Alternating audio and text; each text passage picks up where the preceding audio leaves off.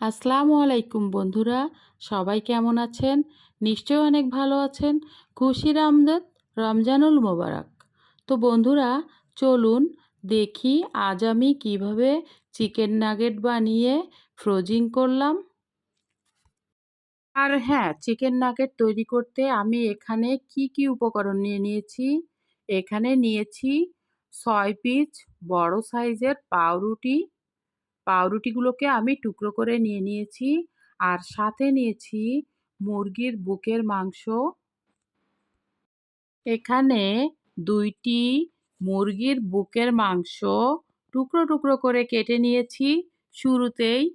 তো বন্ধুরা, তার সাথে নিয়ে নিয়েছি আদা পেস্ট 1 টেবিল চামচ, লবণ স্বাদ মতো, লাল মরিচের গুঁড়া 1 চামচ, গোলমরিচের গুঁড়া 1 চামচ, ঘি 1 চামচ, ভিনেগার 1 টেবিল চামচ, সয়া সস 1 টেবিল চামচ। তো এগুলো সব উপকরণ দিয়ে কিভাবে চিকেন নাগেট ঝটপট তৈরি করে নিলাম, সেটাই আজ ভিডিওটিতে শেয়ার করেছি। আর হ্যাঁ বন্ধুরা, যে যেখান থেকে ভিডিওটি এই মুহূর্তে দেখছেন, দেশে ও দেশের বাইরে থেকে, অবশ্যই ভিডিও দেখার শুরুতে একটা লাইক দিয়ে দিন। আর যদি লাইক দিতে ভুলে গিয়ে থাকেন, ভিডিও দেখার মাঝখানে একটা লাইক দিয়ে দিন। আর যদি ভিডিওটি শেষ পর্যন্ত দেখে ভালো লাগে, অবশ্যই একটা কমেন্টস করে যাবেন ভিডিওটি কেমন হয়েছে। আর হ্যাঁ, যারা এখনো পর্যন্ত লিমাচার্নি পরিবারে সংযুক্ত হননি, যদি ভালো লেগে থাকে আমার ভিডিওগুলো, অবশ্যই চ্যানেলটিকে সাবস্ক্রাইব করে নিন, আমার বন্ধু হয়ে যান। তো চলুন দেখি কিভাবে চিকেন নাগেট তৈরি করে আমরা ফ্রোজিং করতে পারি। আর হ্যাঁ, আর একটা দিন পরেই রমজান। তো রমজানে আমরা ইফতারি বানানোর সময় অনেক তাড়াহুড়ো লেগে যায়। তো যদি আপনার ঘরে এগুলো বানানো থাকে, তৈরি থাকে, তাহলে কিন্তু ঝটপট ভেজে নিয়ে গরম গরম আমরা পরিবেশন করতে পারি। তো চলুন দেখি কিভাবে আমরা নাগেটটিকে ফ্রোজিং করলাম।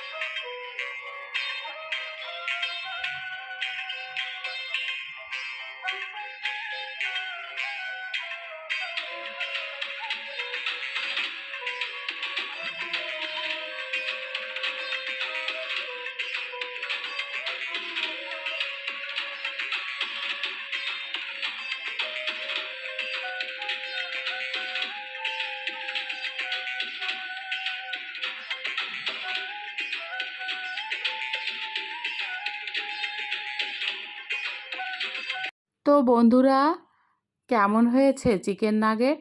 যদি ভালো লেগে থাকে অবশ্যই একটা কমেন্টস করে যাবেন। আর হ্যাঁ, যারা এখনও পর্যন্ত রমজানের প্রস্তুতি নেননি, যদি ভালো লেগে থাকে এভাবে চিকেন নাগেট বানিয়ে ফ্রোজিং করতে পারেন। তো বন্ধুরা দেখেন কতটা ইয়ামি হয়েছে।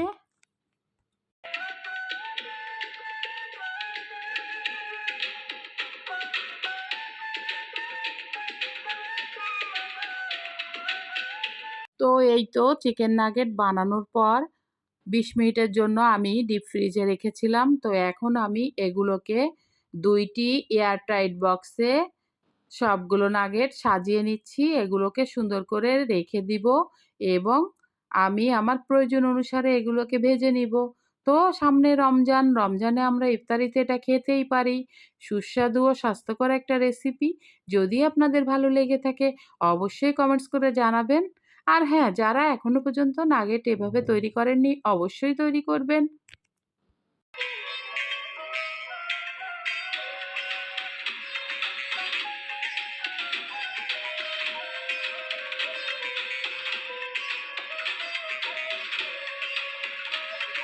তো এই তো বন্ধুরা দেখতেই পাচ্ছেন আমি এয়ারটাইট ২টা বক্সে নাগেটগুলোকে উঠিয়ে ফেলেছি এবং এগুলোকে এয়ারটাইট বক্সে রেখে এখন ফ্রোজিং করব।